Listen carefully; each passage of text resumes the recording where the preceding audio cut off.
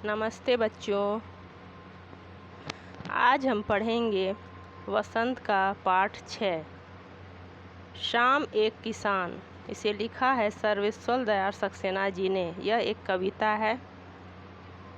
एक शाम का वर्णन किया गया है और एक किसान शाम में बैठा हुआ है और जैसा कि आप चित्र में देख पा रहे हैं, आकाश का साफा बांधकर सूरज की चीलम घिंचता बैठा है पहाड़।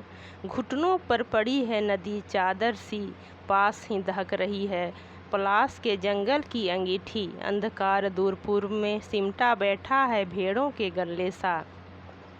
साफा, साफा का अर्थ होता है पगड़ी।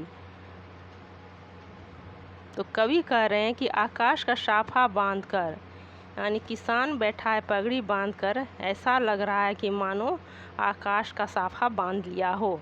सूरज की चीलम घिंचता बैठा है पहाड़, और सूरज उसके ठीक सामने आप देख पा रहे हैं कि सूरज है।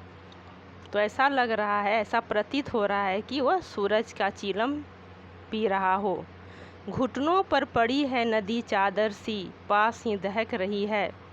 और उसके घुटनों के पास नदी है, तो ऐसा प्रतीत हो रहा है कि उसने उसे चादर की भांति ओढ़ लिया है।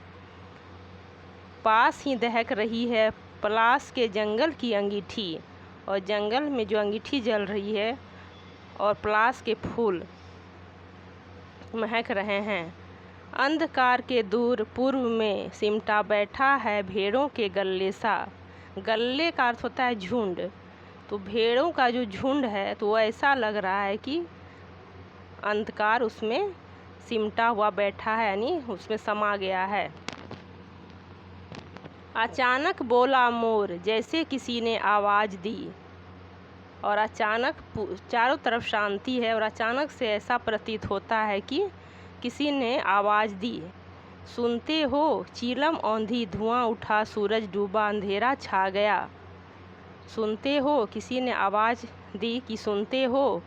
चीलम औंधी, यानी चीलम उलट गई। औंधी का अर्थ होता है उलटना। चीलम उलट गई, यानी कि यहाँ चीलम औंधी कि सूरज के लिए आया है। सूरज डूब रहा है, धुआं उठा, और सूरज डूबने के बाद धुआं हो जाता है, यानी चारों तरफ कोहरा फैल जाता है। सूरज डूबा अंधेरा छा गया, और सूरज के डूबने के बाद चारों तरफ अंधेरा छा जाता है।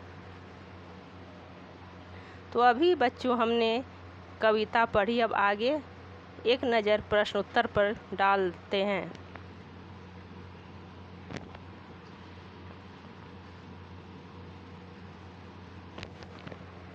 इस कविता में शाम के दृश्य को किसान के रूप में दिखाया गया है। यह एक रूपक है। इसे बनाने के लिए 5 एकरूपताओं की जोड़ी बनाई गई है। उन्हें उपमा कहते हैं।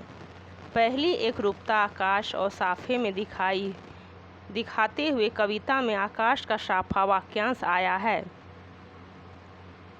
इसी तरह तीसरी एकरूपता नदी और चादर में दिखाई गई है, मानो नदी चादर सी हो।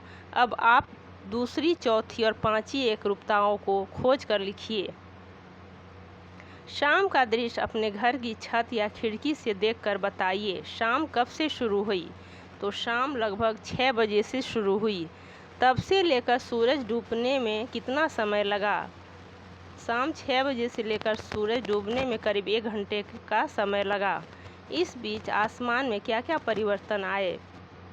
तो ऊपर हमने पढ़ा कि इस बीच आसमान में क्या क्या परिवर्तन आए, तो उसे आप यहाँ लिख सकते हैं।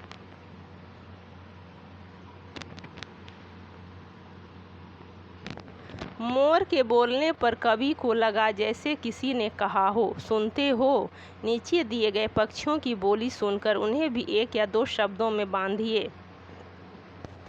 तो कबूतर, पहले ज़माने में ऐसा माना जाता था बच्चों की कबूतर संदेशे लाने का काम करता था।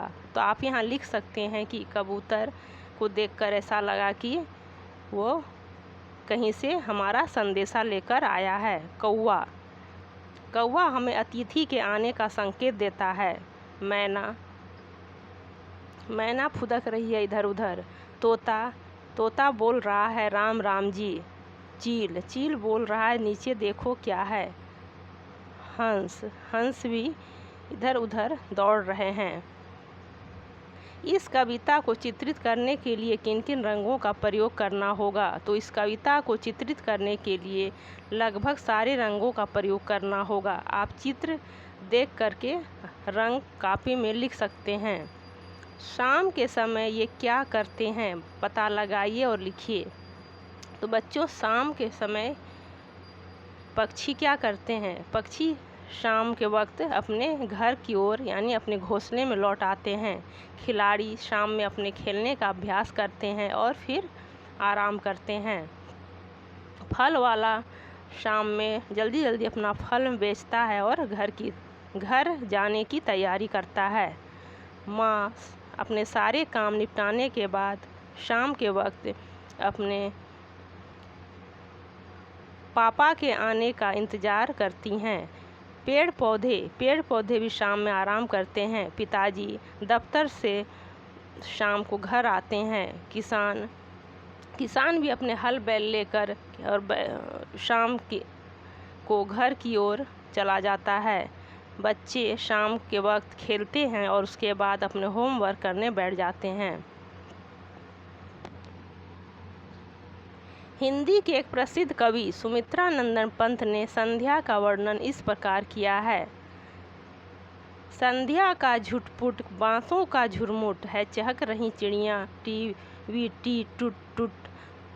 ऊपर दी गई कविता और सर्वेश्वर दयाल जी की कविता में आपको क्या मुख्य अंतर लगा? लिखिए। तो बच्चों, हमने जो ऊपर कविता पढ़ा सर्वेश्वर दयाल सक्सेना जी का लिखा और सुमित्रा नंदन पंत जी की कविता लगभग सेम है, लेकिन दोनों में अंतर ये है कि सर्वेश्वर दयाल सक्सेना जी ने कविता को एक किसान के द्वारा चित्रित किया है और यहाँ सुमित्रा नंदन ने अपनी कविता एक चिड़िया के माध्यम से चित्रित किया है, चिड़ियों के आवाज़ के माध्यम से बताया है। बस यही एक अंतर है।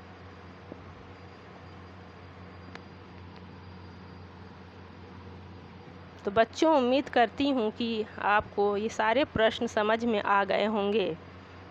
अगर आपको ये कविता अच्छी लगी और हमारे चैनल पर नए हैं तो हमारे चैनल को लाइक सब्सक्राइब ज़रूर करें।